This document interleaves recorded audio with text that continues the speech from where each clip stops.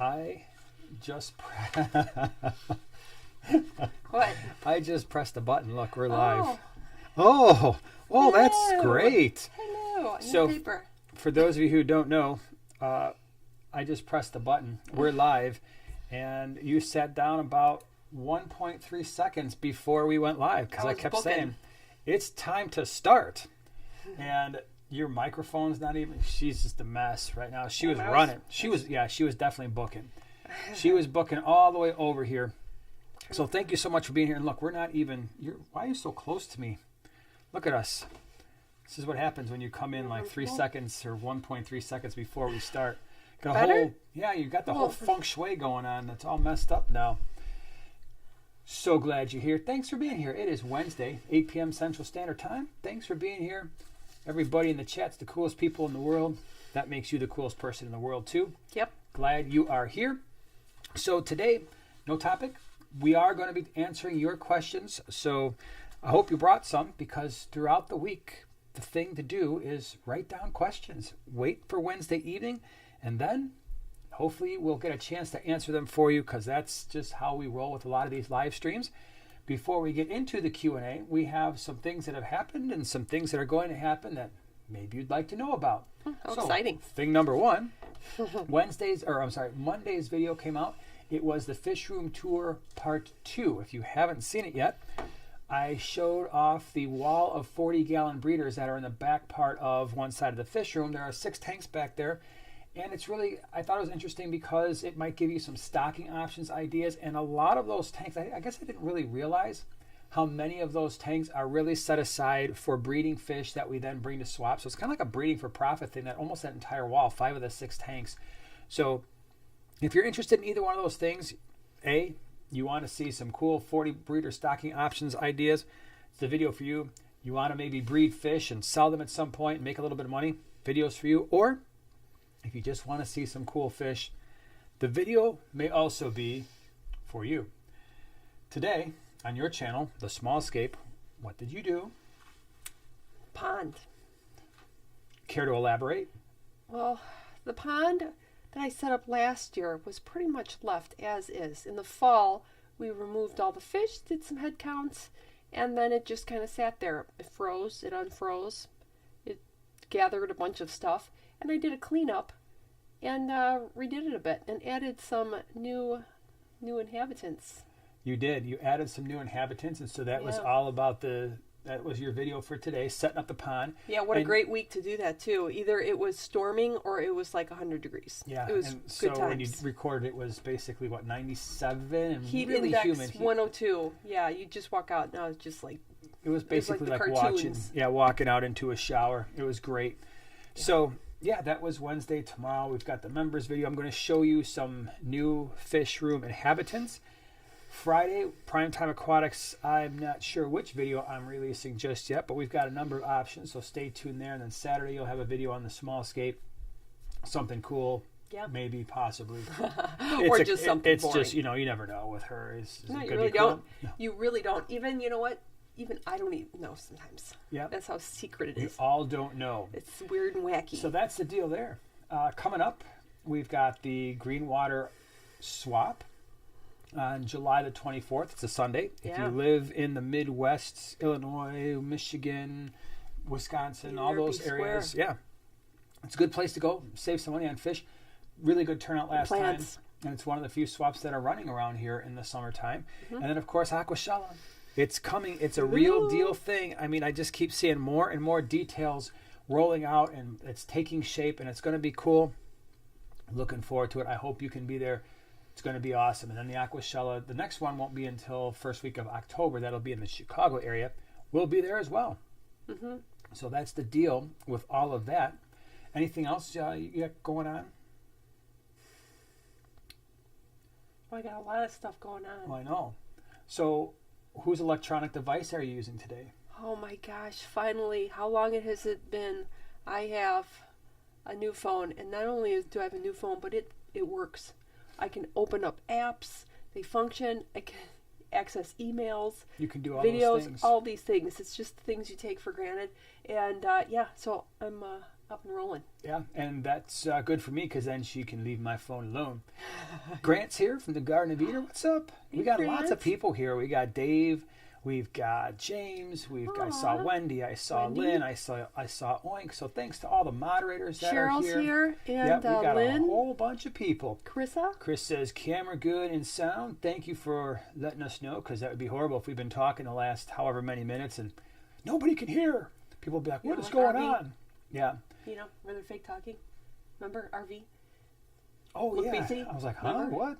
Yeah. Yeah, and if you have a question, it always helps if you put the @Primetime Aquatics in front of the question. That highlights it in orange for us. We know, it kind of keys our eyes, and hey, here's a question that we need to answer. Carissa says, glad to be here. Glad you're here. Thanks for being here. So this is a place where we answer lots of questions, even if you think, this is going to be a dumb question. They're going to know I don't know this. Throw it in. Yeah, throw it in there. Like I tell my students, now is the time to ask the question. It's better than having a bad thing happen. Speaking of bad things, I saw a comment from Michael. He had a 70-gallon tank Yeah. that decided to release its water on the carpeted dining room floor. Oh, no. So, but he It's a said bad he's day. cleaning it in the process of, and that was Monday, so he's been cleaning it and drying it. That's, I'm sorry that happened because we mentioned that last week. yeah. A little bit of water, I think a lot of people don't realize, even unless, of course, they've experienced it, even a half gallon to a gallon of just straight water on the floor is a lot. I don't know how much of that 70 gallons wound up on the floor, but that can be a really It's a bad not day. good thing to have to deal with. And he had a question, how long should new silicone last on a tank before needing to be redone? Well, I'm kind of odd, I guess. I've never had to reseal a tank. And I've got, my oldest tank is one that my uncle gave to me back in the 90s. And at that point, I think it was probably at least 10 or 15 years old. It's like, it's the bottom 75 where the albino heckelei, where those fish, that's actually probably not the smartest thing in the world. My oldest tank that has never been resealed in 35 years, maybe longer, is holding some of my favorite fish in the fish room. I should have probably rethought that one. And I know I'm going to have to deal with that because like the silicone that, you know, between the glasses, like you can see it's just kind of starting to eat away a little bit. It's getting closer. Year after year, it gets a little closer, that seam. So the question, the answer is I'm not sure because I've never had to reseal a tank. Most of the tanks that are in the fish room were done 6.5 years ago or so. So most of them are less than 6.5 years old. The ones that are, some of them are older, but so far everything's held up okay. I've only had in my adult life, I think, one tank leak. Is that right? The 75 gallon that I had to take back to PetSmart one time. And they were really good about it in terms of, hey, I got it like the $1 per gallon or 50% off sale. I'm like, yeah, it stinks to take it all apart, but I took everything out, brought it back, said this thing leaked, and they're like, here's a new one. So I don't know if they do that anymore, so I don't want to speak for PetSmart and be like, just bring your tank back and then you just replace it. But it wasn't that old. It was only a couple months old, and the bottom had a very, very slow leak, and the fish room is all on tile, and the basement is sloped. So when we do have minor water catastrophes, like, oops, you know, the hang-on back filter's dumping water onto the floor, and there's 10 gallons of water, it just kind of circles around on the tile, around the wall, and into the floor drain. So while it's a pain, it's not anything catastrophic when stuff like that happens, usually, thankfully, and hopefully it stays that way. So yeah, what you got? You got something you want to say? Yeah, there was a good question that I saw. Let's see, I'm trying to find it. But the gist was, can you use bleach to clean an aquarium? Absolutely. Not with the fish in there, obviously, but yes, you can. I remember my aunt, and I don't recommend doing this. I think she just did it because she was a neat freak, but it could potentially cause water quality issues. She would take out all of her plastic plants and bleach them every couple of weeks, rinse them off really, really well, and then put them back in the tank. And that was just something that she did to keep she didn't want any algae anywhere. Now, the reason why I say that can potentially harm your water quality is, remember that your beneficial bacteria don't just live in the filter media of your filter. They live on the surfaces of your tank. So when you take stuff out and you bleach it, you're killing all that beneficial bacteria, which means the vast majority of those microbes are going to live in the filter media. So if you start changing filter media and you're bleaching your plants and your decorations periodically, you could run into ammonia spikes. Now, if it's just something where you're breaking it down, or maybe you got a new tank and you're like, I just want to make sure that I don't wind up introducing anything into the new tank, then yes, you can use a 10% bleach solution. For the glass itself, sometimes I use like a vinegar solution. That works just fine. I don't like to use any harsh, I know bleach is a relatively harsh chemical, but like some of the store-bought stuff, like I would never spray Windex or oven cleaner or something, or kitchen counter cleaner inside the tank. But the 10% bleach solution, as long as you rinse it out really well after you've done that, should be okay. The one thing I don't know if I would be a little bit more hesitant to do is like doing 10% bleach on driftwood, just because it absorbs stuff. So just kind of keep that in mind. But rocks, plastic plants, little plastic caves, it can work just fine. Oink Master's here too. And Killer Kitty I said 08. that. You I didn't say Killer Did you? Kitty because I didn't see that yet. But Oink, yeah, I said that. We got full So crew. we do. Autumn says, any tips on cleaning Blackbeard algae from sponge filters? Yeah, I've had that before. Yeah. So I don't know of a really great way to do that. I generally just let it be, especially if it's just, sometimes it'll grow just a little bit on the top or near like the uplift tube or something like that. Again, I don't freak out about Blackbeard algae the way a lot of people do, because I find it's just easier to try and control it. And the way I do that is by keeping nitrates at 20 parts per million or less in the tank, controlling the amount of light that the tank is exposed to. So again, we run our lights 9 hours a day. I think it's 2.5 hours in the morning, 6.5 hours at night. And then doing the gravel vacuuming, I think, can help along with those nitrates as well. So that's kind of what we're doing. We do have Blackbeard algae in some of our tanks. You're going to see it start to show up a little bit more as we go through the fish room tours. These first two parts, I don't remember there being any tanks where it's like, oh, you could see the Blackbeard algae there. But as we get into this next part, which is part 3, when we go under the other side of the fish room, there are some tanks. There's one of our 125s. There's Blackbeard algae on the rocks. There's Blackbeard algae on the wood. It's been there forever. It never gets any worse than it's been in the last couple years. And so you'll see that. So when it comes to sponge filters, I don't know, because you try to get something that will eat it like the Siamese algae eater, maybe it will. But I don't, other than picking it off, because once you start bleaching it or something like that, then you've lost all your beneficial bacteria. Lynn says hydrogen peroxide. Yep, that can work. But then again, once that happens, bye-bye to your microbes, right? So I'm assuming you want it removed, but you still want the beneficial bacteria to remain alive. That gets more problematic. Yep. Shannon says, running late, but finally made it. Hey, everybody. What's up? Glad you're here. Let's see here. MedCow 74. Is that what that says? My eyes sometimes blend everything together. I don't know where you're putting Right there. Yeah. Hello, all. First fishy live stream in over a week since I was on vacation. Got a lot of catching up. Well, glad you're here. Yeah. Well. Hope you enjoyed your vacation. Yeah. Barky B says, I am doing something wrong. My Java moss isn't growing that fast at all.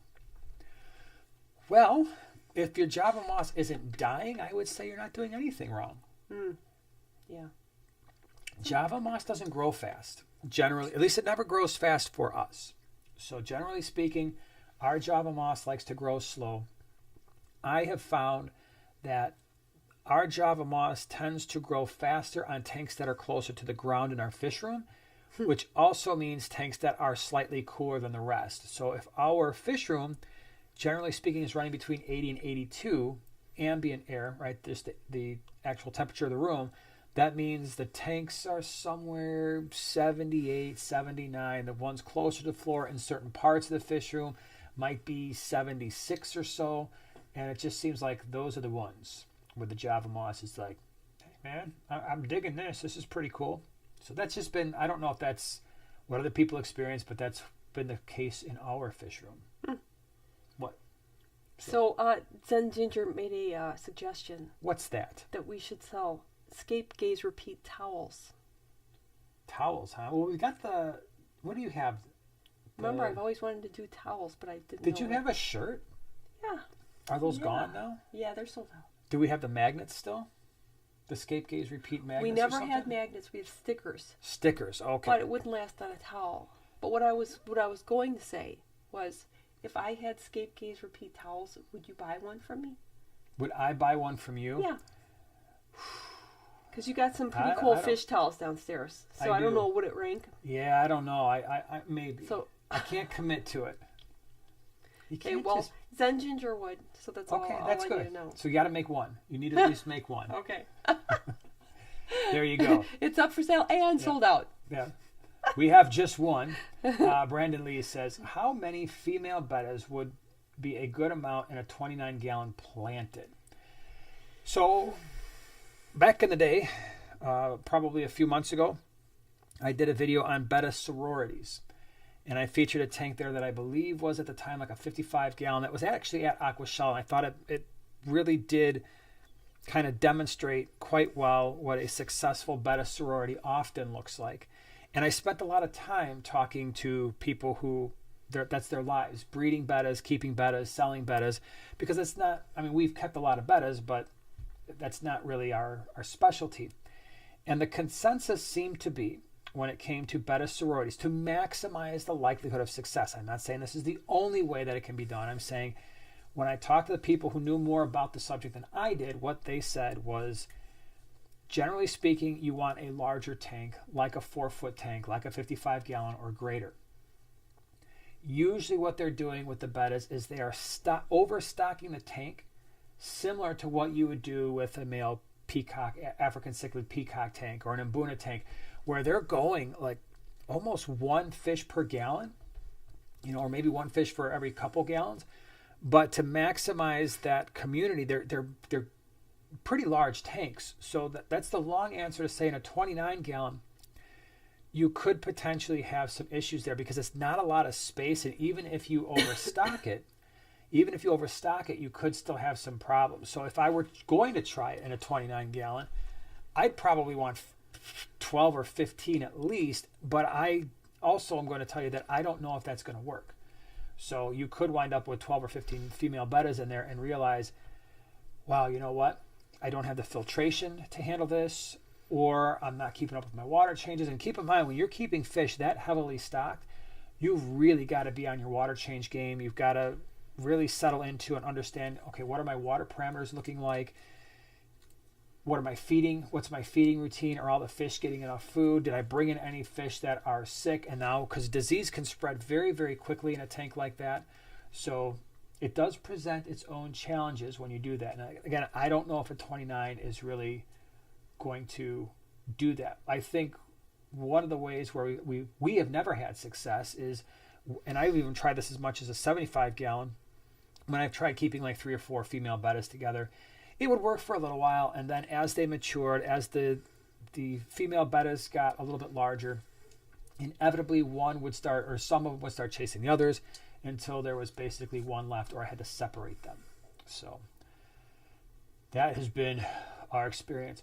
Liquid Sue, thank you so much for being here. Only Fins. Appreciate you becoming a prime timer, primate, prime time partner. Glad you're here. Let's see here. Gifted 5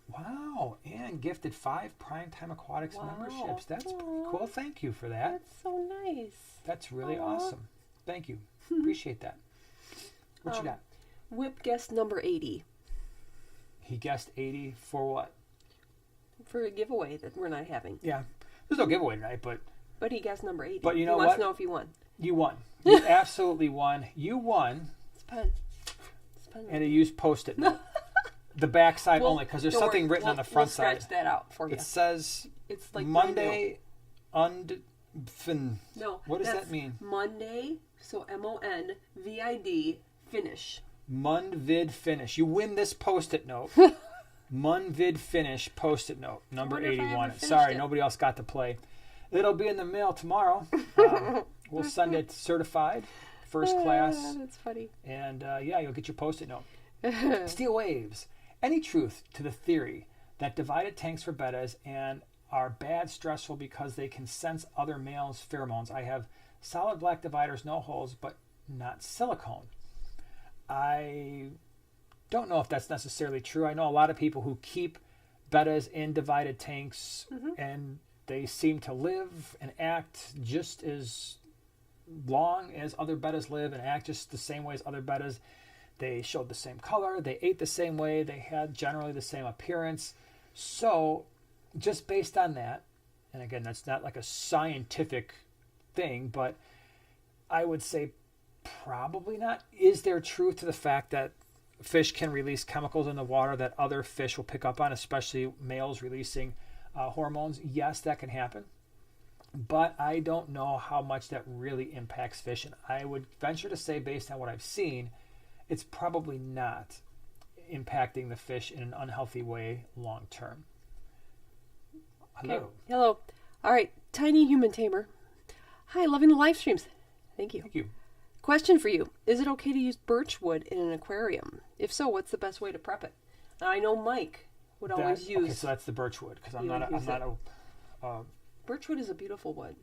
Yeah, however... Especially, like, if you put it vertically... It has, but that stuff will come apart in a tank, right? I thought I remember him saying... So we had a guy in a fish club who put together a tank with birch wood in it. Yeah. It looked incredible. Yeah. But I also think I remember him saying that it broke down unusually fast. But I don't remember him saying the fish, and this is not personal experience, so if you put birch wood in your tank and everything dies, understand we have never done this before. I am just relaying a story that somebody else, and he showed pictures. It looked really cool, but like I said, I thought he said it broke down faster. Oh. Huh. Okay. Well, I could see that. I mean, birch bark comes off very easily. And I don't know if it has any impact on the fish. So I don't know. Maybe somebody else who's done it longer term than what I remember somebody doing it for could pipe in the chat and be like, oh, yeah, I've been doing it for 25 years and it works fine every time. That would probably be more useful than me just rambling on about some random thing that I saw. Let's see here. Wow, we've got some people who won the gifted thing. We got Alice B., Barky B, B Wood, Jason, and Echo Delta. So all from Liquid Zoo. That's really cool. Thank you. That's cool. Welcome. That's really awesome. Justin E. I am starting a 29-gallon planted aquarium and am wondering if there are any good beginner background plants I should get for 29. Vallisneria. There are many types. Yes, there are. Corkscrew val is sublime. It's totally cool. You wouldn't believe it's a beginner plant. It's super easy. It's just the same as val, but it goes whoop. Look up pictures. You're gonna love it. Italian val, jungle val, corkscrew val. Really good background plant for a 29 because it gets tall. It will grow to the top of the tank. Yeah. Some of the crypts will grow quite tall. What do you know the taller crypts? Because I don't know the. No, I generally. I mean. How does the Wendetti grow? Is that get pretty tall? I would think that's one of the larger larger I think that's one of the ones I have in Undulata. a 20 that easily grew to the top of a 20-gallon. Yeah, they get pretty sizable, like width-wise sometimes. And then too. what are the bigger Anubias? And then Coffeefolia and I was just thinking of a different plant. What was I going to... Oh, Bacopa. Bacopa gets very tall, and what's really cool, it kind of creeps up out of the water and then also creeps on top of the water. Let's see. What else? Well, I would also consider water sprite, water wisteria. Now, it's going to get bushier. It's not going to just hang out exclusively at the back, but I will float it. And if you look at some of our... In fact, I did a video, water wisteria versus water sprite. It's a very old video. The quality, the video quality is maybe not what you're used to seeing if you're newer to the channel.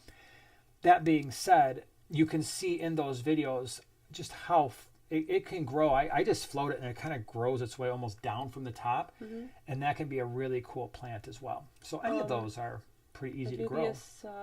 I said Coffeefolia, right? Anubias gracilis is a really cool one. It's got a totally different, kind of like a spade or arrow-shaped leaf. And then, of course, if you're going to use driftwood, and your driftwood kind of kind of goes upwards, you can plant, you could attach Anubias, like any kind of Nana, along the back and just have it kind of creeping along. Cool. Yep. So Whip's got, I think it's a movie quote, Dave's not here, man. I know that quote, and for the life of me, I'm reading it the whole time you've been talking, and I am, Dave's not here, man. I know that movie quote, and I cannot, for the life of me, which Dave think of what movie that's from. You have to give us another quote. Yeah. Dave from Iowa, thank you so much for the super chat. Send Dave. Whip the 5 magnets. So you have... Send Whip the 5 magnets you have in stock for his prize for winning tonight's non-drawing. You know what? Cold. Yeah, Whip, when we see you at the next swap, we'll have some magnets for you. Thanks to Dave. Thank you, Dave. That's too funny. Yeah, it'll happen. He won his very own contest. That's right. As long as Whip doesn't walk right by the table and be like, wait, dude, your magnets. Yeah. Make them turn into earrings or something. Brandon says, what's the easiest plants to grow in a planted tank? All those ones we just mentioned. Crypts, Anubias, Jungle Val. Even Buse.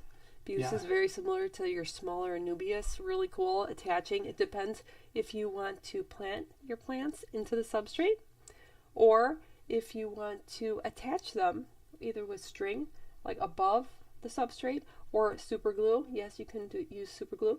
It just depends what kind of planting method you prefer. MNC Aquatics says, duckweed and hornwort won't grow in my tanks. Lucky. Well, one of the things, if your tank has a lot of flow at the top, duckweed really, really struggles, and hornwort will too to some extent. True. So that could be part of it. If you've got very low nitrates, those are two things that need a fair amount of nutrients in the water. So lots of flow will definitely slow their growth, and if there's not enough nutrients. Tracy says, how often should I vac the bottom of my blue velvet shrimp tank? It's 10 gallon. Mm. I would say if it's gravel, as often as you can, because we have crashed entire shrimp tanks by not properly gravel vacuuming.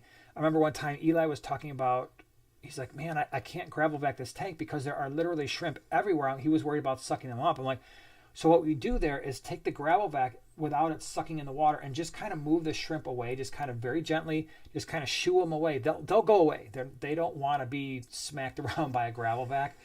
That will usually give you the space where then you can start the water flow and just go in there and do the gravel vac. Because if you don't, what often happens in the way that we crashed our tank is we wound up with detritus worms and some planaria because there was just too much stuff. And it was a gravel tank. Now, if it's sand, not as much to worry about there.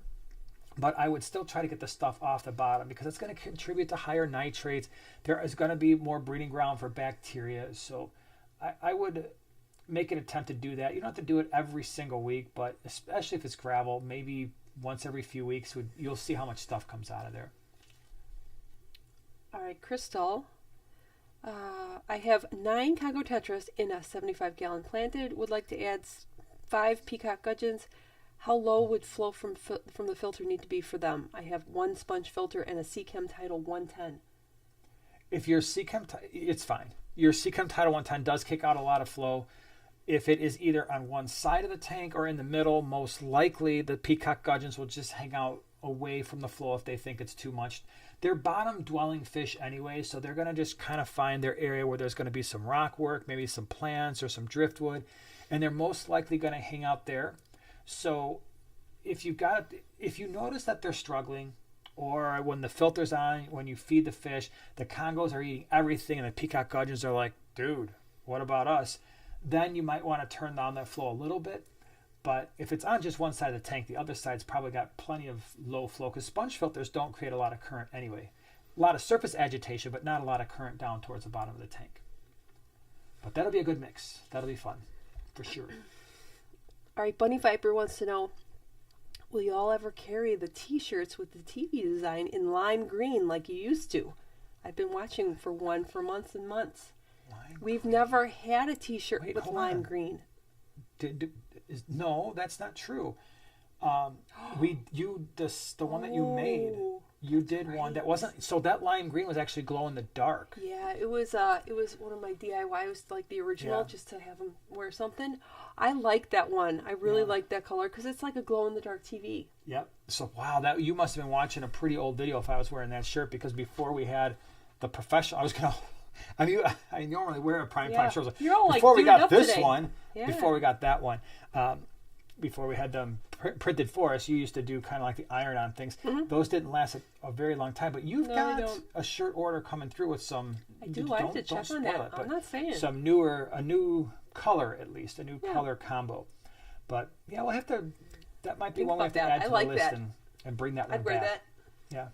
But it had to be glow in the dark, because that was... I didn't know it was glow in the dark, so the first time, I think it was... I was wearing it, and I was doing something, and then I went to bed. I was still wearing the shirt, turned off all the lights, and it scared me because I think I went to the bathroom and the lights were off, and something was glowing. I'm like, what is that? I didn't know it was glow in the dark, so it freaked me out, man. Yeah. I don't know if they do that for screen printing. Yeah, I don't know. You'll have to investigate. Autumn says, I have a legacy tank, one remaining angel. I'd like to stock tank 29 gallon with guppies. Will the angel behave himself? Tough to say, especially if he's been in there by himself for a while. He might get a little bit aggressive, especially as they get a little bit older. The angels might be a little bit more territorial.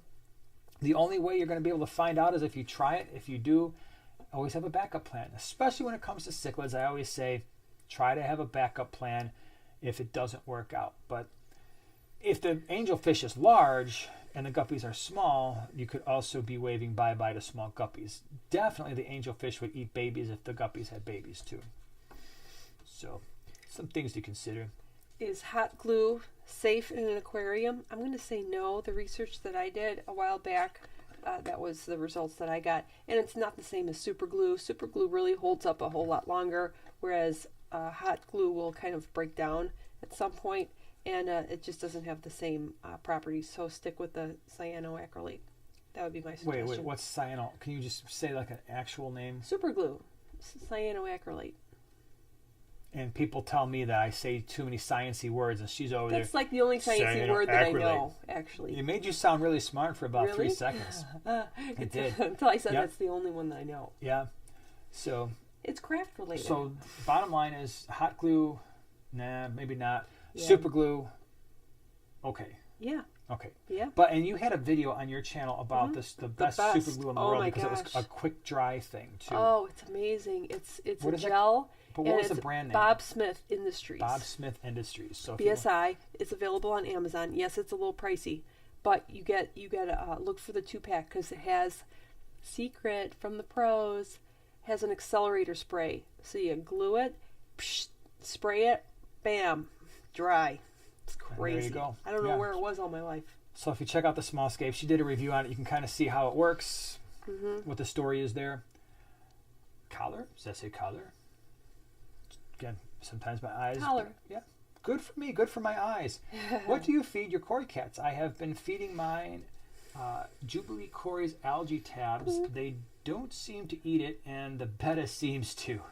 So we feed our Cory cats a mix of food. A lot of times the flake food that sinks to the bottom, they're on it right away. So we feed North Fin flakes. So it's North Fin Community, North Fin Cichlid, the kelp flakes, and the krill flakes. They really go crazy for the North Fin Bug Pro. So we chuck that in there because that sinks a little bit faster. It's small. Your Betta's going to, you said you had a Betta in there, I think, as well. It will eat that as well. But Cory cats are generally not shy about getting in there and eating some food. So I would say go ahead and try those things. Any small sinking pellet is worth a try. And then let your Betta eat it as well. But the Cory cats will get in there and they'll fight for food. I mean, not fight, but they will usually eat pretty quick. Yeah. You know who's here? Who? Father Fish. Dude!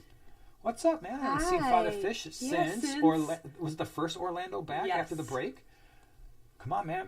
Let's do some Aquashellas. Dallas, Chicago, Orlando. Pick one. All Pick of them them. all. Hope to see you. Yeah, that'd be cool. That would be cool. Oh, well, how about that? Yeah. Julie says, question. What type of filter do you suggest if I want to run CO2? That's a really good question. And I don't run CO2, but I do know enough to know that I don't want my CO2 bubbling off. So sponge filters, generally speaking, are a bad mix. The sponge filter CO2 mix doesn't work out that well. I know a lot of people who do CO2 will either run a hang-on back filter or they will run a smaller canister filter. The smaller canister filter is kind of, or an internal filter, so internal canister or external, but when the return is generally fairly, it's not right near the surface, and it's also got a slow flow, so sometimes people will put that return where it will kind of disperse the CO2 to more parts of the tank. A small internal canister, well, I don't know what size tank you've got, but an internal canister filter could potentially do that as well, because the whole thing is underwater, so it's pulling in, and then it's just going to kind of blow that CO2 across the tank. Hopefully not really fast, but a nice gentle flow. But the sponge filters are one thing that most people try to stay away from. That was a good question. Jay Oliver's here too, and Jay looking Oliver's, forward to Dallas. Jay Oliver's that's a month away. He is a workhorse too, man. He really helps out quite a bit. So he makes the whole Aquashella booth thing a lot easier to deal with. He's one of those people who just gets in there, gets his hands dirty. It's nice to have people like that around when we're running around trying to get things set up, because it's crazy. It is crazy. Aquashella, and maybe we really can't. I was going to say we should film that, but we're really not supposed to be filming pre-Aquashella, because it's the same every single time, and every single time I say the same thing. There's no way this thing is going to be ready by the time people roll in on Saturday morning, because we get there Thursday night usually. Thursday night, it's basically like a blank slate. The curtains are kind of like, the black curtains are up. People are just kind of strolling in, because that front part that's definitely the most labor intensive part. Is if you've never been to an Aquashella, the part where you walk in is usually a very, it's very elaborate. Yes, it's a big display thing going on. Yeah, light shows and fog and all kinds of cool stuff. So we walk in Thursday night, I'm like, nothing is done. Friday afternoon, I'm looking around like, there's no way we're going to be ready by Saturday morning. And somehow, some way, all the people that have all these booths, they work and work and work Friday into Friday evening into Friday night into the wee hours. And by Saturday morning, they're making their last little bit of getting ready. And by the time people walk in, the VIPs walk in, I think, 9 o'clock in the morning? Somehow it's done. And it's crazy, because every single one we've ever been to, since the first one ever, it's always like that. Really cool. So it's always nice having people there who can help make that happen. So another hard worker is here, Cory, Science Gal Aquatics. What's up? Yeah, she's see you soon too. In charge of the booth. Yeah. She's got. She's very organized, so yeah. that also helps a lot. She's got a plan, and the booth this year, Cory, I'm allowed to say this, right? The booth this year is going to be double-decker. No, yeah, right. It's going to be just blinged out. No, there's going to be some activities going on. So there's going to be more than there has been in the past. Cool. Chris says, agree with the power head, worked out well for me. So in terms of the CO2 situation, I'm assuming. Homie brings up a good point. What? All aquarium plants are easy is completely false. I would have to agree. All aquarium plants are not easy. Even all beginner plants are not necessarily easy. It all depends on your water, your conditions that you have in your tank, the fish you have in your tank, the flow you have in your tank, the size of the tank. So it all really depends. 95% of the population can be like, yeah, get a Nubius, it's great. And you'd be like, it's rotting for me, I don't know. So the only thing you can do is try. Yeah, just like we do. One, try. Java Fern. Java Fern is our nemesis. Except in one tank, 2 tanks. The 70. Tanks. Well, I don't know if it's that Kessel Light. The low boy and then the... Have you actually looked at that 75 gallon? Yeah, it's amazing. Windeloff, how much it's spread? But if you pull it out, it'd die. No, don't do that, because it is spread everywhere and it looks so cool. It's so cool. David brings up a good point. You could do, so back to the CO2 thing, you could do a sponge filter with a power head as long as it's completely underwater. Very good point, yeah. I'm thinking sponge filter traditionally where you're running an airline and it's bubbling up to the top. Scruffy City Aquatics. The whole community talking about these shows I can't make it to is seriously causing FOMO. hey, you know what? Maybe just someday you'll be able to put it on your list and be like, all right, I'm going to go to the one that's closest to me. Yeah. And there are other things besides Aquashello. We really like to do the OCA, Ohio Cichlid Association extravaganza. By the way, I didn't tell you, we're going to that. Like I hope so. Well, I mean, that's locked in. I talked to the people there. I want to see the house. Yeah. I want to see. Wait, what house? Outside of Cleveland.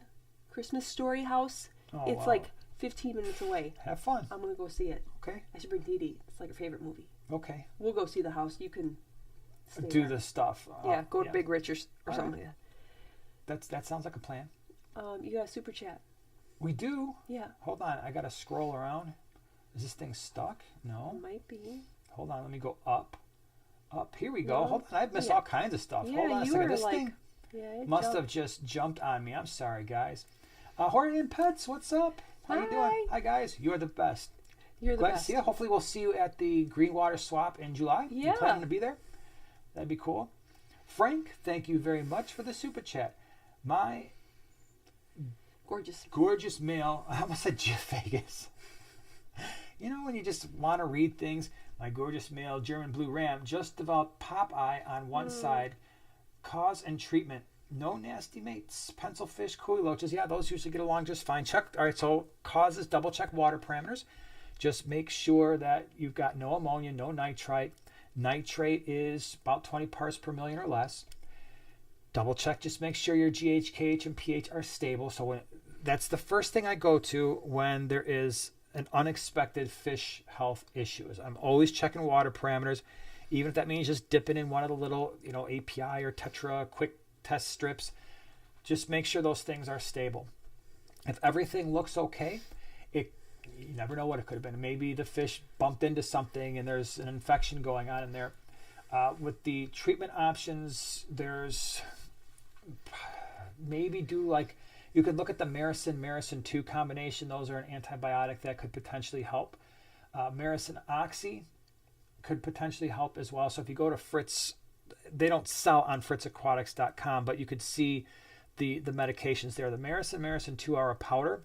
And again, they're just different types of antibiotics. The Maricin Oxy can also be helpful. If anybody's ever treated it a different way, I know some people have tried to use or have used Epsom salts. I haven't done that treatment method, so I wouldn't be able to tell you exactly how to do that with Popeye. But those are the medications that would probably maybe help. But Popeye can sometimes be a little bit difficult to treat. The earlier you try to treat it, the more success you're going to have. If a lot of times if you wait until that eye is really out there, that can be a no-win situation sometimes. Yeah. Yep. What do you got? You got something over there? Fish pan 20-gallon long. All right. What movie is this from? Okay, here we go. Sometimes it's interesting to see just how bad writing can be. This promised to go to the limit. I don't know. Sometimes, all right, so we got to open it up to the group. All right, what movie is this from? Sometimes it's interesting to see just how bad writing can be. This promised to go the limit. Has to be something in like broadcasting. I don't know. I for some reason the Robin Williams, did he do a movie about writing? Like wasn't he like an English teacher or something? I don't remember. That was the one that came to my mind. I don't Good even Will know. Hunting. He was a teacher. Maybe that's not the one. But, or maybe he played it is a lot the of one. teachers. No, I don't think that was Good Will Hunting. I think there was another one where he was in a movie. He wasn't a teacher. He was a psychologist. See?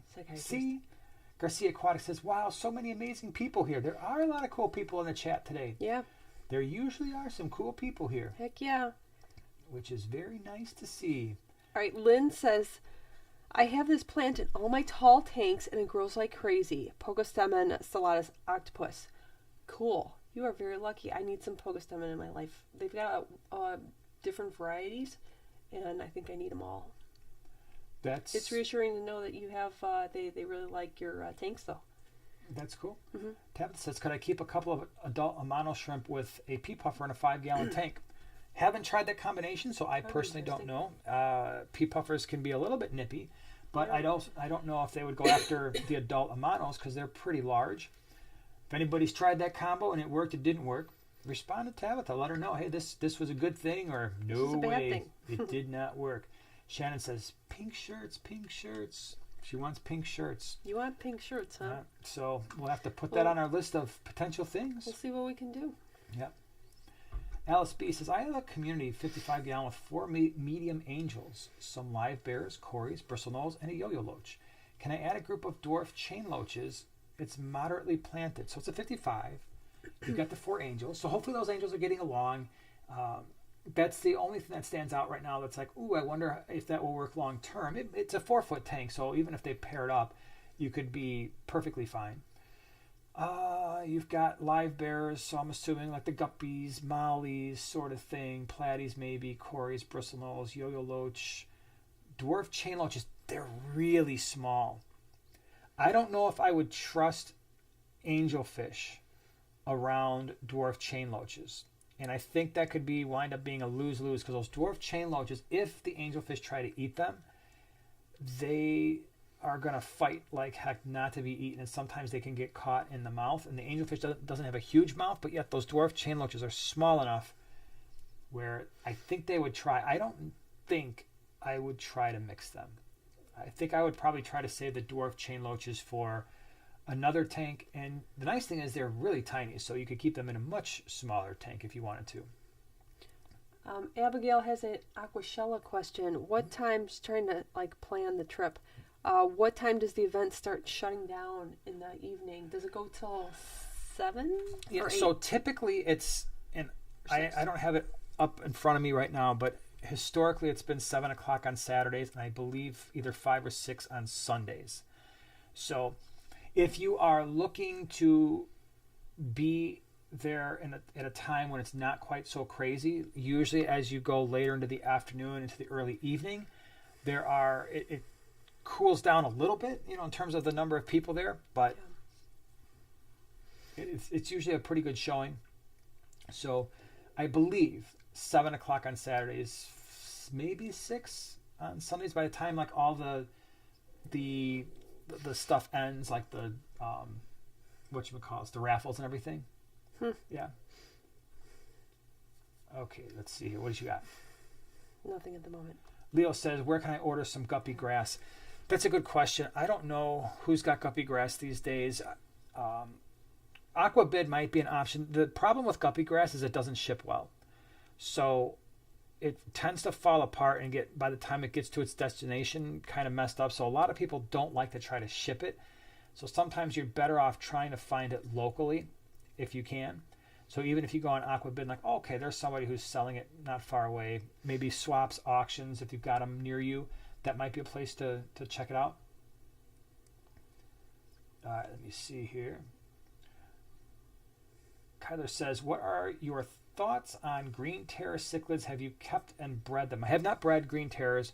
I have had them in the past. They earn their name. They can be somewhat aggressive.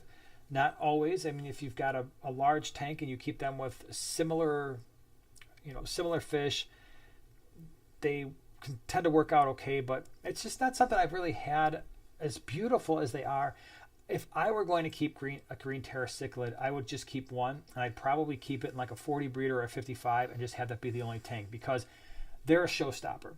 When you have a green Terra that isn't fin-nipped and it hasn't been into a fight, or it's not fighting for territory constantly, if it were me and I were doing a green Terrace cichlid, I would do, like I said, a 40 breeder or a 55 gallon, black substrate, black background. Let that green and that iridescence and that blue really, really pop on that background, and just let it be the only fish, and just make it a show fish and just be awesome. All right, here's a pH question.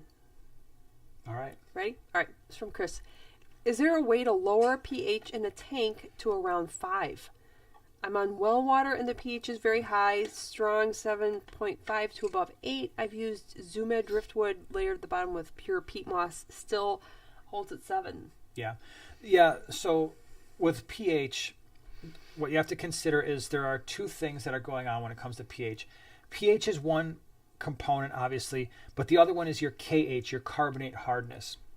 So when a lot of people talk about, hey, I want to lower pH, just add some driftwood, add some catappa leaves, add some botanicals, add some peat moss.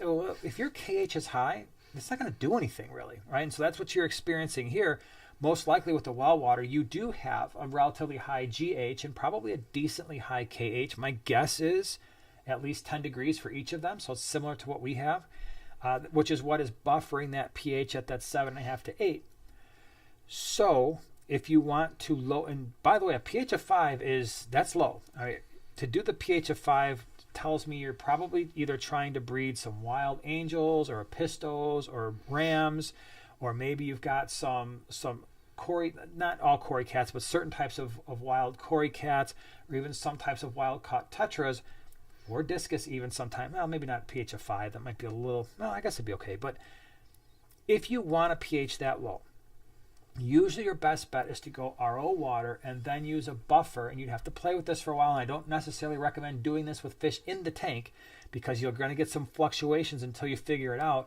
You go pure RO, and then you start working back in a little bit of GH and KH to try to stabilize and see if you can get some water hardness in there, low single digits, 1, 2, 3 degrees, and see if that will get you where you need to be. But also at that point, with the buffering capacity reduced to the point of just 1, 2, 3 degrees, now your driftwood, your botanicals, your peat moss really starts to have an impact.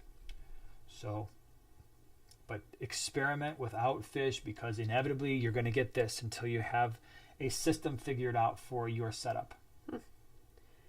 All right, where to go? Oh, Anthony is in Phoenix. Lucky. Cool. I have a pond. What's the best cichlids that can handle warm weather?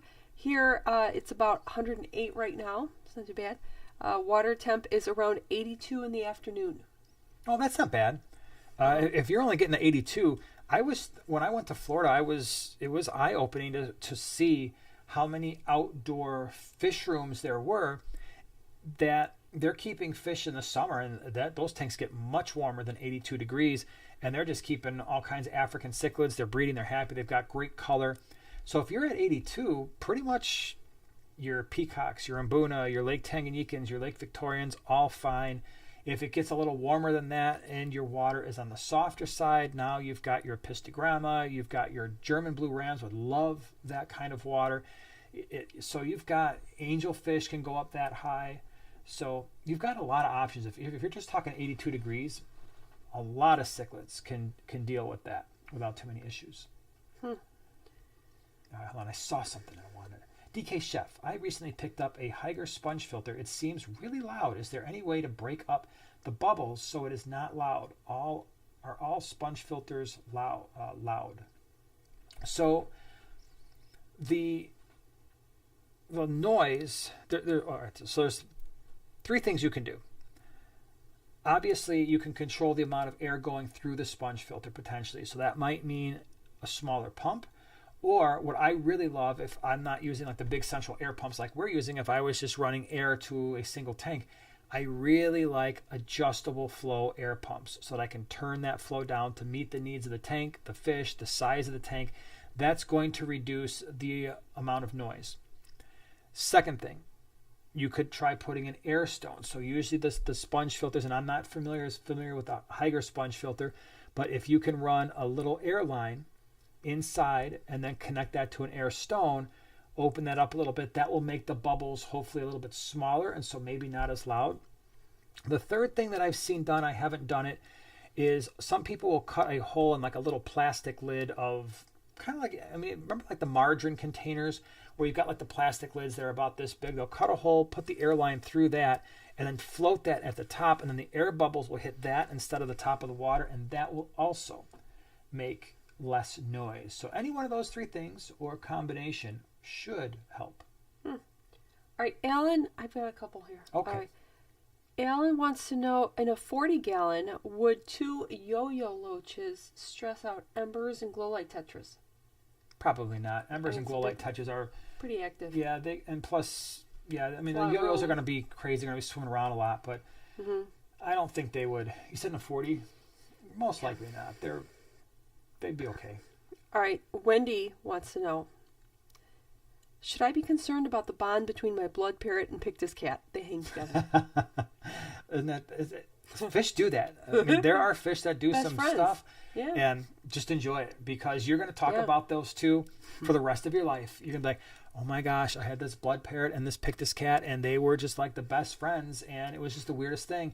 And then I had blood parrot, Pictus cat, fry everywhere. No, that's not going to happen, but it's cool when that happens. I tell the story sometimes where I had in the 150, when it was first set up, it was kind of a peacock haps, I don't know, cichlid, chilled out Mbuna tank. And in that tank, I had a Pseudotropheus acei, which is an Mbuna cichlid. So they're one of the larger Mbuna cichlids. They're all blue, and then this was the yellow variety, so it had the yellow tail and the yellow dorsal fin. I also had, I bought at the same time, a species 44. It's a Lake Victorian cichlid that is, I've got a group of them now. You'll see it in the fish room tour. I don't think you guys have seen those fish since I've put them in, but it's my favorite Lake Victorian cichlid. It was one of the bucket list fish I wanted in the fish room since I started the fish room, and I finally got a group. But anyway, I had a species 44 and this yellowtail acei. They followed each other around. Actually, the acei followed that species 44 around that tank their entire life. I mean, it was nonstop. What was even crazier, and I believe they were both males. At one point, I put in another Lake Victorian. I made a mistake. I put in obliquidans in that tank. So it's another Lake Victorian fish, and the species 44 instantly darkened up, did not like that fish. And at one point, they got into a fight, and I've never seen anything like this. It was basically 2-on-1. It was the species 44 was fighting with this obliquidans, and then the acei came in and attacked the obliquidans. I removed the obliquidans right away because I'm like, I'm not dealing with this. Even in a 150, it just wasn't working. I don't need to see fish fighting like that. So, but they fought until the day they died. They followed each other all through that tank, and it was really interesting because species 44s are not pushovers. A lot of those Lake Victorian cichlids can be quite aggressive, and acei tend not to be aggressive. So it was an odd mix for sure. All right, you got something over there? Yeah, you got another super chat. All right, hold on. Let me scroll around here because, hold on, now it's stuck. Hold on. Boom. Okay, it unstuck itself. Why are they not showing up at the top? That's so weird. Yep. Well, thank you so much for the super chat. I picked me up 2 miniature. What is that? Mesoheris. Oh, Mesoheris Alfeste, and an It's even a tinier weird Vieja man. Argentina. Oh. Wow, man, those are some great fish. 2 bucket list species checked off the list. So, all right, so you got the Feste. For those of you who don't know what these fish are, just look up these names. Yeah. The Mesoheris Feste, and then I've got some Vieja Argentina. I've got 2 of them in a 125. These are showstoppers. I mean, when they get large, in fact, I did a video on, I think it was a GCCA bull show, where there was a full-grown Vieja Argentina in the bull show, and it was huge. That fish has won, my buddy Tim, it's his fish. He has won countless cichlid fish shows with that fish. It's basically like someone took a fish and chucked tiny diamonds all over it, and it sparkles like a jewel. The Feste, amazing. They get this deep red color that just absolutely, wow. Those are great fish. I hope they live a long time for you. I hope they grow up to be amazing. Miguel, thank you so much for becoming a primate primetime partner. I'm glad you're here. Appreciate it. And let me scroll back down to where I was. Leo, thank you so much for the super chat. And water chemistry things. So with TDS is total dissolved solids, around 96 to 100 after a water change of RODI water, pH still at 7. Why? Advised to get around 6 and keep stable. So your TDS is around 96 to 100 after a water change with RODI. So obviously there's something in the tank that's releasing, well, there's 2 things going on. One, TDS is total dissolved solid, so it's not really measuring KH or GH exclusively. It's measuring most of the stuff that's in your water. That is going to include things like nitrates, sulfates, carbonate hardness, general hardness. So you've got all of those things going on. You said your pH is still at 7, probably because you've got some KH still in there, and maybe you've got some rocks, or what's it, what is your substrate made of? Is there any crushed coral? Is there any aragonite? There's got to be something in there. If you're using straight RO water should come out, and this is something you should test as well. If your RO unit is doing what it's supposed to do, your TDS should be low single digits. I know when we run our RO unit, it's like a TDS of 3 to 5. It's basically nothing because it's removing everything. So, that being said, yes, you're going to have nitrate in the tank and those other things, which is going to contribute some to the TDS, but there might very well be something in there that's buffering that pH, because nitrate is not going to buffer pH. It's actually going to lower it as well with the sulfate and stuff. So my guess is you still either your RO unit needs a filter change, like the filters, or there's rock work or something that's releasing things into the water, which is helping buffer the pH. All right, the quote is from Sunset Boulevard. You wouldn't know that, but yeah. William Holden, he said it, I'm sure. Yeah. Is that an old movie? Yeah, 1950. Yeah. Unless you're quoting movies from like the 80s and beyond. He doesn't know the good movies. The only movies... Yeah. 12 Angry Men. Yep. And? Don't tell me. What's it called? Well, there's actually 3. 12 What's Angry the Men. Marlon I love Brando? that movie. The motorcycle one. Wild One. And? Night of the Living Dead. That's not that old. It's black 70s? and white, so it's a black and white movie. I think it's from the 70s. I don't know if there's any other black and white movies where I would sit down and purposely watch them. And I'm not saying that I wouldn't. I'm just saying those are the ones that I would watch, and all the other ones that I've ever seen I probably wouldn't watch again. That being said, I'm sure there's a lot of them I haven't seen. But you'd like this one, and maybe I would. Yeah. So, Alice B says, once I saw the price of one of my bucket list fish, I left the list pretty fast. Oh my gosh, yeah. It left the list. Whew. Yeah, that happens. Like I said, I picked up those 2 Argenti and they were already this big. That was not cheap. I've spent some money on some fish that made me a little nervous, let's just say.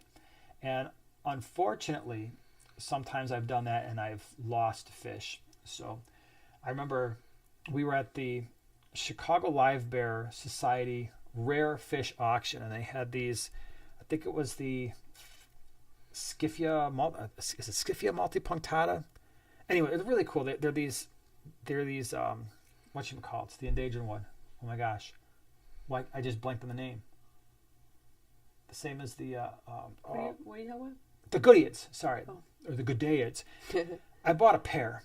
And I think I spent like $175 or $200 on these fish. Find out later from Fish Tank Barn, Mike Howe, he's like, oh yeah, those fish by us go for like $10 a piece. Everybody's got them. I'm like, well, around here, they went for like 200. Bought the pair, lost the male in 24 hours. The female lived forever. And that was the end of my breeding of those. Night of the Living Dead, by the way, came out in 1968. So it's kind of an old movie. Yeah. Oh, gosh, that was close. Yeah. Right. B101. Question for the professor. What denotes the type of fish? What makes rainbows, cichlids, etc.? I'm kind of a noob with family trees. So that gets into a really, for some people, a very boring conversation. The phylogenetics and, well, now is the cladistics of fish. And so what they're doing, traditionally what they've done is they've looked at physical characteristics that scientists felt were most important when grouping fish together. What I always tell my students, when you're thinking about grouping living things together, this is just a human construct. This is a way for human beings to try to get a better understanding of the world around them. And we like to group things together. We like to look for similarities and then say, okay, these fish share some physical characteristic. Let's put them together. So that was the original way that things, when you look at, okay, these are Pseudotropheus and these are Metroclima, and so they're very closely related, different types, Imbuna cichlids. Okay, these are the haplochromines and these are the Placidochromas, and then you move on to different types of fish. Well, they do that because of certain physical characteristics. More recently, I would say, certainly within the last 15 years or so, if not a little bit longer, genetics has played a much more important role in grouping fish together. And so then what they're looking for is, yes, these fish do share similar characteristics. However, Let's take it a step further, and now let's look at the genetic makeup, do the genetic sequencing, compare the genetics, and then we'll make our list based on that. So that now is pretty much the way they do it. Real quick, Leo said, yeah, the TDS out of the RODI unit is 0. Okay, so it's your RODI is fine, but I did add some shrimp mineral, which brought the new water to 60. Yeah, so that's what's going on there, and that's also going to probably do a little bit of buffering of your water. All right, Noelle's here. Just back from middle son's birthday. Happy birthday to your middle son. Happy Great is birthday. that? That's Happy fun. birthday. Happy birthday, Frosty. Thank you. Oh, Scruffy City wants to know, how old is too old on expired frozen red bloodworms? Someone gave me an expired pack. That's a great question. If they've been frozen the whole time, I don't know how far would I go beyond the date. I'm not exactly sure. Probably a couple months, I would think, would still probably be okay. As long as they don't look freezer burnt or anything, or when you put them in the water, they don't look all gnarly. They basically just like regular bloodworms. I would think at least a month or two, you're still plenty okay. All right, Matthew does stuff. What's up? Hey, Matthew. There is a reptile store in Antioch that has fish and lots of different shrimp colors and types and tons of aquascaping materials and pea puffers. It's called Totally Frogs. That's kind Is of it really? That's a funny Do they have name. a shirt? That's a very funny name. I like Totally that. Frogs in Antioch. Takari says, hey guys, Huh. love your, hold on, Malaysia question? Love from your Malaysia, hold on. Hey guys, love from Malaysia. Sorry, I finally got it. Question. Yeah. Why do all my sick fish I medicate end up passing? I follow instructions as per package and even started using just salt, but doesn't help. There's a lot of reasons why that can happen, and I had a really good conversation, and I actually titled a video, The Most Important Fish Conversation I've Ever Had. It was a conversation I had with a guy from APET, which is a freshwater fish wholesaler, and he's in charge of not only bringing in the fish and choosing which fish come into that wholesaler, but also making sure that the fish remain healthy. And we had a fairly extensive conversation about quarantine and about medicating fish and the problems with basically antibiotic resistance, but that can be antibiotic resistance. It could just be resistance to medications in general. So there could be a number of things. One, the medications we're using are not the medications that treat the issue. So a lot of times we default like, okay, if you think about what we're doing, I would say 99.9999% of people who treat fish with medication don't culture the infectious agent first, right? They're not over there doing sampling, if it's an external parasite, they're not sampling that. They're not doing fecal smears to look and see, okay, what is it that is going on here, right? They're not using PCR or some kind of ELISA test to figure out what the proteins are to then treat the fish. People aren't doing that. They don't have access to those things. It would be far more expensive unfortunately, than what the fish are worth. Many, many, many times over. So problem number one is we assume, okay, this fish has something growing on it. It's probably bacterial.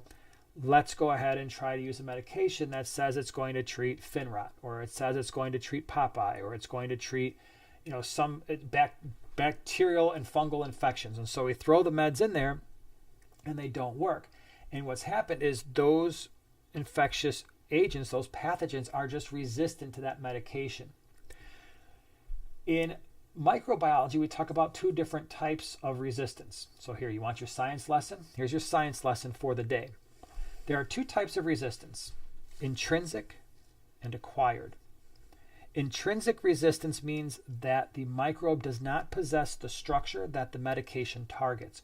So if we're talking about antibiotics, one of the examples that we use is, let's say you think you have a bacterial infection in a fish. You douse that fish, you put the antibiotics in the water, but let's just say that antibiotic targets a cell wall.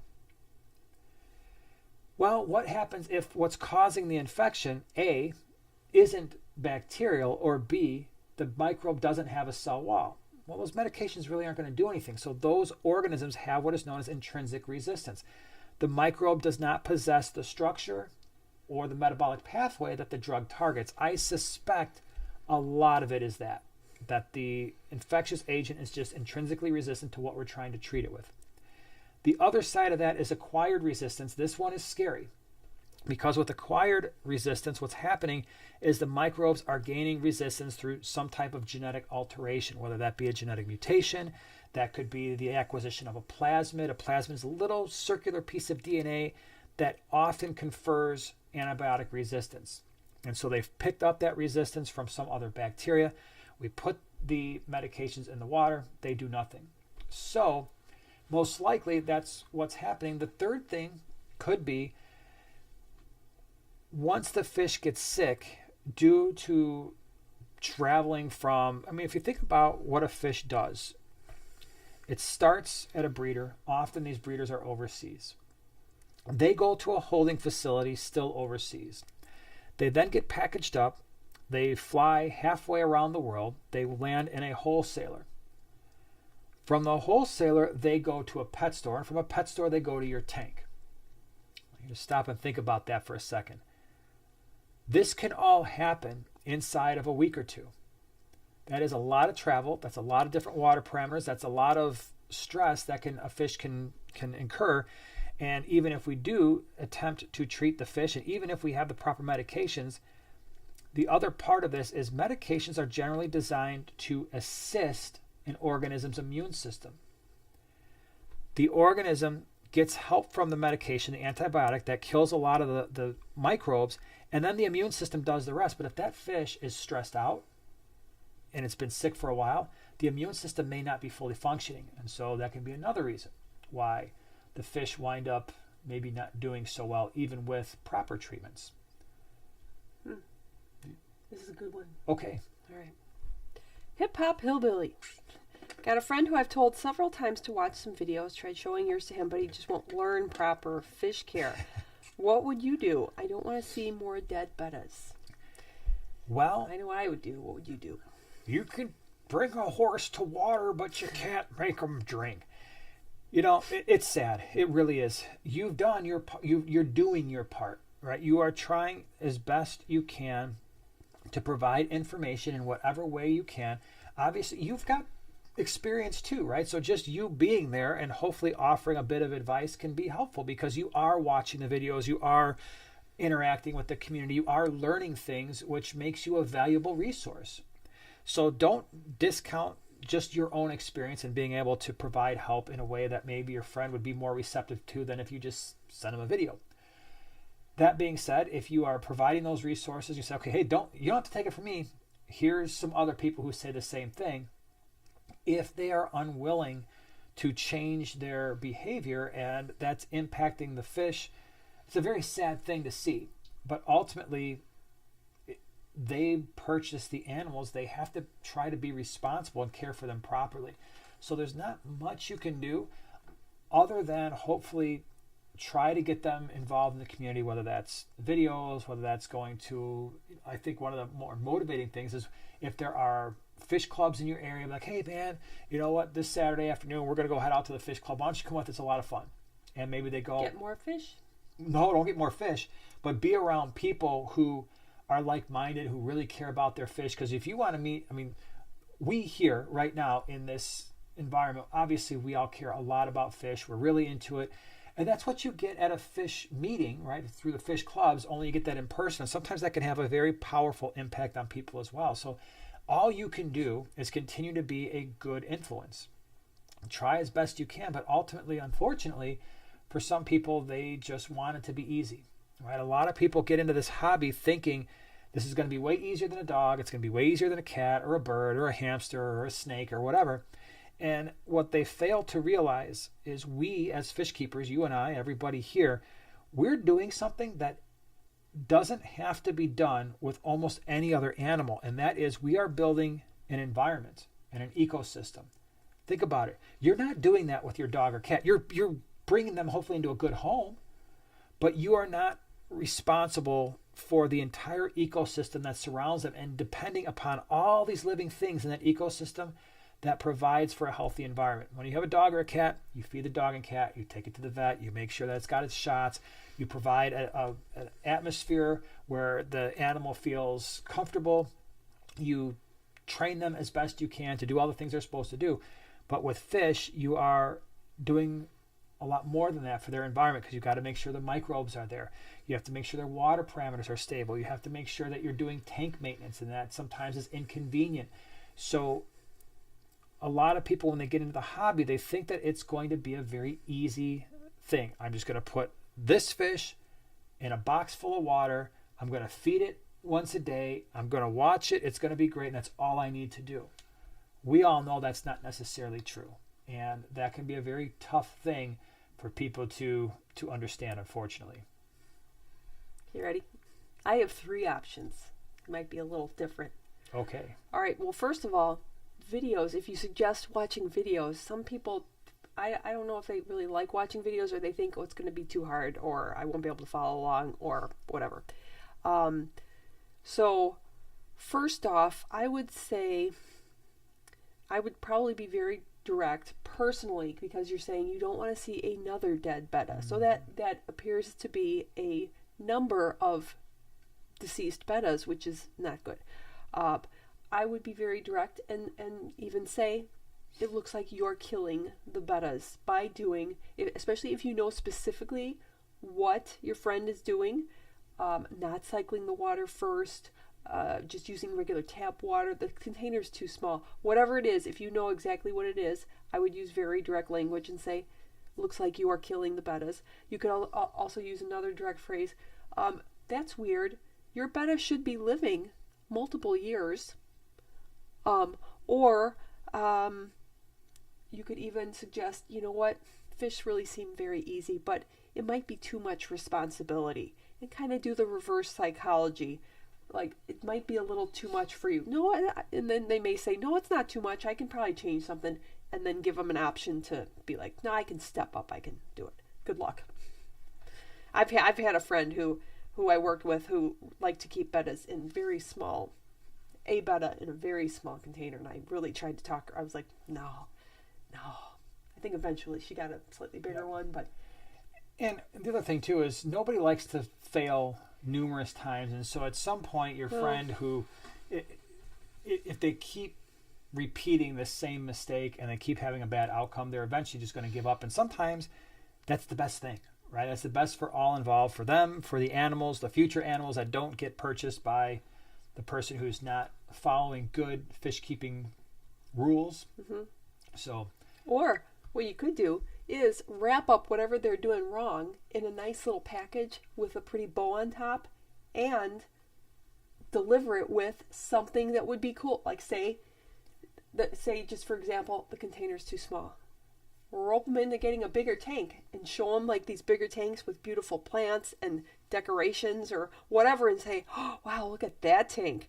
Wrap it up in a present, and not just a present, but like the presentation would be like, oh, if you get this bigger tank, it's a win-win. Your fish won't die. Get an Oscar. Oh my nice gosh. job. Now I got my Betta friend. Yeah, your friend was killing Bettas. Now they're killing large Oscars. Oh no. Bob, thank you so much for the super chat. Golden Black Mystery Snail Bred. What color child? I have no idea what's going to happen there. I don't know. Bumblebee. So I don't know if they're just going to do the Golden Black. I don't know how the Mystery Snail situation works out. I don't know if anybody's ever bred mixed colors before. I don't know if you're just going to get some golds, some blacks, if you're going to get like a muddy brown color. I have no idea. But when they do hatch, if they hatch, I would really love to know what colors you wind up getting. So I don't know if it's like bristlenose plecos where it's like, hey, yeah, they threw some albinos out and some browns. But I want to hear. I definitely want an update when that happens. Oink Master says, that's exactly what happened to me. Had a debate about a family member's tank in which he way overstocked without cycling it and lost fish. Oh, well, I tried to tell him. Yeah, it's the number one thing is going out there, getting the tank, being excited. And you can't, in some ways, it's a very normal thing. When you go out, you buy a fish tank, you set it up, you're excited. Maybe you got some kids, they're excited. They didn't buy the tank to watch water bubble, right? They didn't buy a tank to watch plastic plants just sit there. They want fish. So It's our job, and hopefully the job of pet store people, to be like, okay, listen, this is great, but start slow. Here's some live beneficial bacteria, or here's some used filter media that's going to help you. Here's why. So, yep. Let's see here. Elephant King says, how is that Oaze BioStyle holding up so far? So far, so good. And it is not in an easy environment. So, for those of you who don't know, I did a review on the Oaze BioStyle 50. I think that's what it's called. And I put it in the 50-gallon lowboy with the Maltese. And the reason why I said it's not an easy assignment is because they kick up all kinds of stuff, and sand and soot and detritus. So that filter has its work cut out for it. Trust me, there have been a lot of filters that have failed on that tank. And so far, this one's doing good. And I'm always looking out for, am I going to walk downstairs in the morning and find this filter stopped because it ground to a halt because of all the stuff it's sucking up. But it's working like a champ so far. Heater's working. It was the one that has the heater inside, and it's keeping the tank, although I don't think that heater's probably running much given the temperature of our fish room. But it's working. It's doing well. All right, let's see here. Mountaintop Puffer Keeper. Long-time lurker here. Well, I'm glad you're here. Does altitude impact live bears? I'm at 9,100 feet. Bred, raise, freshwater, pale puffers often. 300 TDS, coral 7.2 pH. All live bears crashed by 18 months. The only thing that I can think of is if there would be a problem. I don't know if you would have less dissolved oxygen in the tank, but no one has ever asked me that question. I've never even pondered that question. It's an amazing question that I don't really have an answer to. I don't know, but that would be the only thing I could even think of, is if there would be, and I don't know if that's even a thing, if there would be less dissolved oxygen in a tank at 9,100 feet because of the added pressure. I have no idea. It could, I suppose, but could it mess with their swim bladder? Maybe. No one has ever asked me that question. I am like so impressed with that that I'm probably going to have to do some research. And I don't know, but that's cool. It's not often where people just blow my mind with a question. Thank you for doing that, lurker. Wow. I'm glad you're not lurking anymore and you ask me mind-bending questions that I can't answer. Sweet. Miguel says, don't forget to like the video. Yeah, pop that thumbs up button. Pow, right in the side of the brain. Let's see here. B101. Yes to all. Yeah. All right. Thank you. Catherine says, Java Fern and Moss. Like them both. Like Cool. them both. All right. We'll answer a couple more, and then we'll probably start wrapping up the evening here. So let's see here. Let me scroll around. And David says, is there one better or worse filter for a 20-gallon tank for breeding fish? I obviously want to avoid one with a large intake tube. That's a great question. So when it comes to breeding fish, maybe at one point I did a video on best filters for breeding fish. I think I did, but what it comes down to is sponge filters are great. You don't have to worry about fish, fry, shrimplets, whatever you're breeding. They're not going to get sucked up by the sponge filter. The second reason why I tend to like them is sometimes really small fry, you'll see them picking off the sponge filter, picking off microorganisms, which is kind of cool. They are relatively stable. They don't offer a ton of flow, which could tire out fry. Easy to maintain. That being said, if you had a hang-on back filter, most of your issues with the hang-on back filter get solved if you use an intake sponge. There have been a couple of live streams where we've given away intake sponges by Flip Aquatics, and basically just slip over the intake, and then they would serve that purpose where they would block fry from getting sucked up. Obviously, with a hang-on back filter, if I'm going to use it in a breeding tank, I'd want an adjustable flow. And that would be so that I could turn down that flow for the fry when they're really small so they're not blowing all around the tank. The advantage there to the hang-on back is now I can easily remove the filter floss, the media from the back of the filter without having to get inside the tank. So it's a little bit easier to maintain, and you solve a lot of the problems with this, like I said, with the intake sponge. So either one of those are fine. I would not do internal canister filters because although they probably wouldn't get sucked up, most of them have a fairly strong flow. External canisters, you've still got to do the intake sponge anyway, and then you run into the issue with having to maintain it, and that's not necessarily fun to do. So sponge filter safest. Hang on back with an intake sponge, probably second best. All right, here's a stacking question. Jasmine will be upgrading a 37 to a 75 gallon. Have not been able to convince my husband on 15 rummy nose or 15 neons. Which Tetra would be nice and how many? Wait, in what size tank? 75. 75 gallon. You thinking rummy nose, neons, but the Ixnay on the... Ixnay on the fichet. Okay, so no rummy nose, no neons, 75. You've got a million options. I would say... All right, so we're doing kind of a nano theme thing, right? We don't have to worry about the fish being eaten. You got Ember Tetras, which can look absolutely outstanding. Get a bunch of them. You've got in a 75 gallon Black Phantom Tetras, a little bit more assertive. I find them to be amazing looking fish. You have, let's see, Emperor Tetras, which are also amazing. You'd probably have to get quite a few to, again, those can be somewhat assertive if you want to stay on the smaller side. What else do we have? We've got, you could in a 75 gallon get out of the Tetra land and do something like a Dwarf Rainbow. Those can be quite striking. Yep. You could even switch gears and look at some of the smaller barbs like cherry barbs. I've gotten a 75 gallon a lot of snakeskin barbs that I think are really cool looking in that tank. What else? I mean, we've got regular rainbow fish in that 75 as well. There's just like a million options. I did a video on the blue Tetra, and that's a more assertive Tetra. They're definitely going to be a little bit nippy, but that's a cool one. You've got the smaller, like what I call the ornamental rainbows, like the Celebes. Yeah. Right, the Celebes rainbow would be a really cool. What is it, the Werner Eye, something like that? The Werner Eye rainbow. Same kind of, it looks similar to the Celebes, but really crazy looking finnage.